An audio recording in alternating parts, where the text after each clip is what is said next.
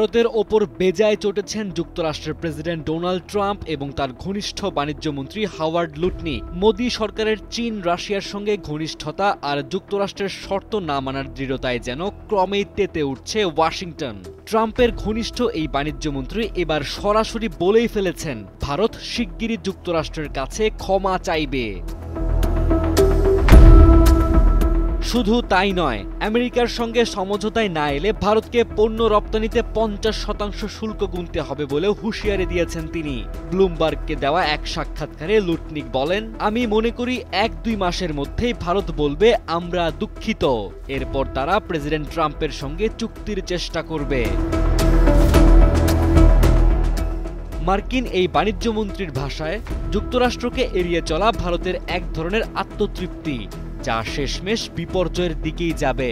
সবচেয়ে বড় ক্লায়েন্টের সঙ্গে লড়াই করা হয়তো ভারতের কাছে গর্বের ব্যাপার, কিন্তু দিনের শেষে ব্যবসা বাঁচাতে হলে ফিরতেই হবে যুক্তরাষ্ট্রের কাছে।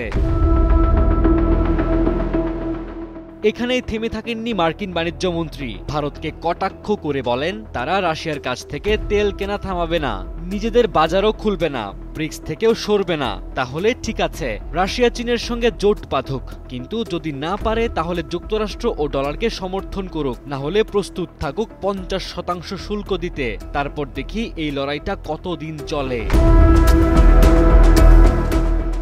এই অবস্থানে প্রশ্ন উঠছে, ভারত কি সত্যি পশ্চিমা বলয় থেকে সরে রাশিয়া চীনের ঘনিষ্ঠতায় ঝুঁকছে, নাকি ট্রাম্পের ক্ষমা চাওয়ার ভবিষ্যৎবাণী সত্যি হবে? মোদি সরকারের পররাষ্ট্রনীতি ও বাণিজ্যিক কৌশল এখন বিশ্ব রাজনীতির এক উত্তপ্ত লাইন চিত্র হয়ে দাঁড়িয়েছে। ডেস্ক রিপোর্ট, সময়ের আলো।